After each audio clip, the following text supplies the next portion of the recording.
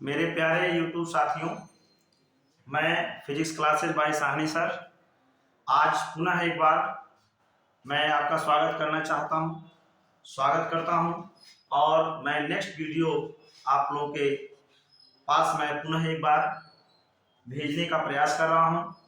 आज एक नया वीडियो हम लोग बना रहे हैं जो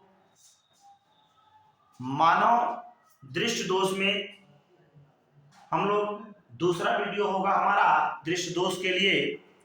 जैसा कि कल हम लोग पढ़े थे निकट दृष्टि दोष, आज हम लोग पढ़ेंगे दूर दृष्टि दोष, उसके परिभाषा, कारण, निवारण, किस प्रकार से यह दोष मनुष्य में पाया जाता है, कब पाया जाता है, इसका निवारण क्या हो सकता है, इन सभी बिंदुओं पर हम लोग आज चर्चा करेंगे। जैसे कल हम लोग पढ़े पहला पॉइंट, आज हम लोग दूसरा पॉइंट पढ़ेंगे दूर दृष्टि दोष। दूर दृष्टि दोष होता क्या है, इसके बारे में हम लोग सबसे पहले इसकी परिभाषा को जानेंगे। परिभाषा इसका होता है, जितनी चीजें हम लोग निकट दृष्टि दोष में पढ़े थे उन सभी बातों का उल्टा हम लोग इसमें पढ़ेंगे, उसका विपरीतार्थ जो है यह हम लोग दूर दृष्टि दोष में पढ़ेंगे। जैसे कहेंगे दूर दृष्टि दोष में दूर की वस्तुएं तो स्पष्ट दिखाई देती हैं, निकट की वस्तुएं स्पष्ट दिखाई नहीं देती हैं। दूर दृष्टि दोष में दूर की वस्तुएं तो स्पष्ट दिखाई देती हैं परंतु नजदीक की वस्तुएं स्पष्ट दिखाई नहीं देती हैं।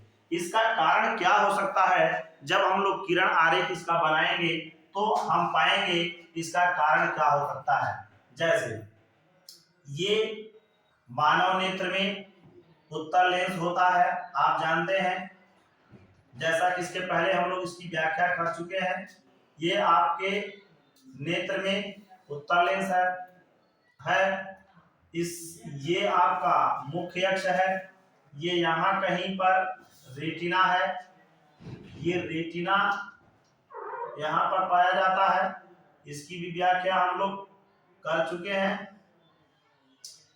सामने से चलने वाली प्रकाश किरणें मुख्य अक्ष के समांतर चलते हुए ये जो है लेंस से अपवर्तन के पश्चात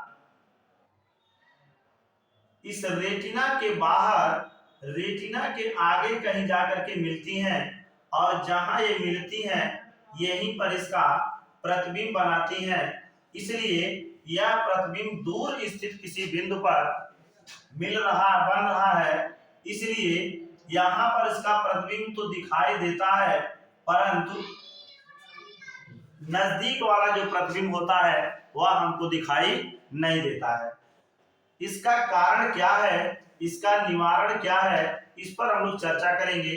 ठीक है, अब देखिए जैसा कि कल हम बताए नेत्र जो है ऐसे था, अब ये सिकुड़ गया, इसका कारण था, लेकिन यहाँ पर इसका उल्टा हम समझेंगे।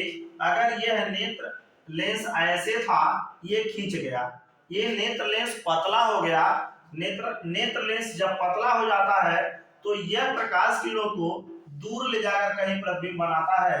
तो इस प्रकार का दोष जो है दूर दृष्टि दोष में पाया जाता है।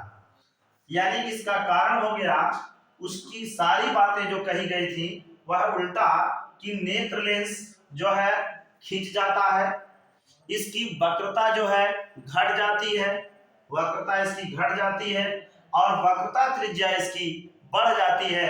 ये दूर दृष्टि दोष का कारण होता है। क्या कारण होता है, इसकी वक्रता जो है घट जाती है और वक्रता त्रिज्या बढ़ जाती है। नेत्र लेंस तो थोड़ा खींच जाता है यानी पतला हो जाता है, जिसके कारण से जिस बिंदु से प्रकाश किरणें गुजर रही थी उस बिंदु से यह प्रकाश किरणें गुजर नहीं पा रही हैं।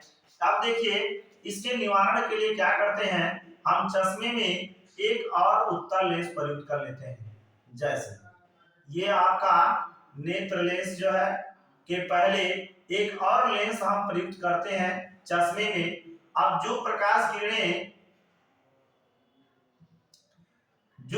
किरणें यहाँ जा रही थी, अब यही प्रकाश किरणें यहाँ आएंगी, यानी ये और थोड़ा कलेक्ट कर देगा प्रकाश किरणों को, और पुनः यहाँ से ये प्रकाश किरणें निकल करके इसी रेटिना पर इसका प्रतिबिंब बना देती हैं। अब जब प्रतिबिंब रेटिना पर बन जाती हैं तो वह चाहे दूर हो और चाहे पास हो, वह सभी स्पष्ट दिखाई देने लगती है। यानी इसका निवारण हो गया कि हम अपने चश्मे में उत्तल लेंस प्रयुक्त कर लेते हैं।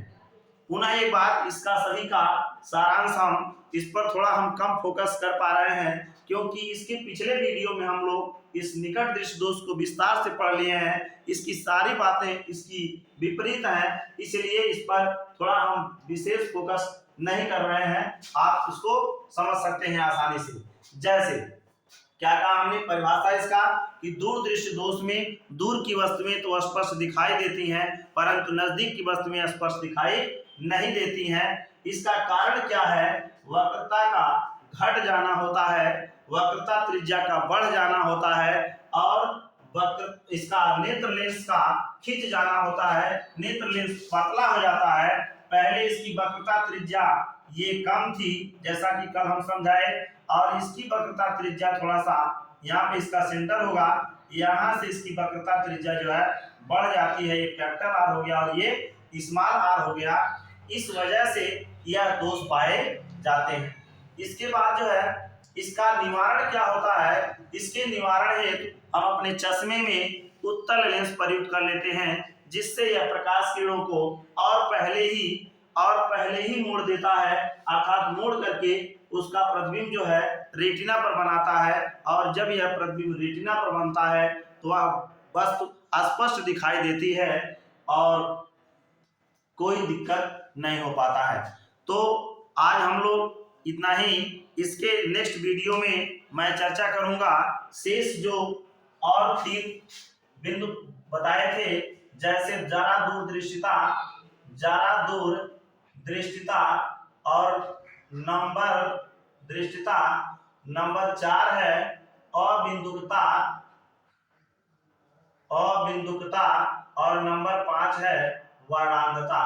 इन तीनों पॉइंट पर अब हम कल एक और वीडियो बनाएंगे और इन तीनों पॉइंट को एक साथ समझाने का हम प्रयास करेंगे, एक साथ इसको बताएंगे। आज फिलहाल इतना ही।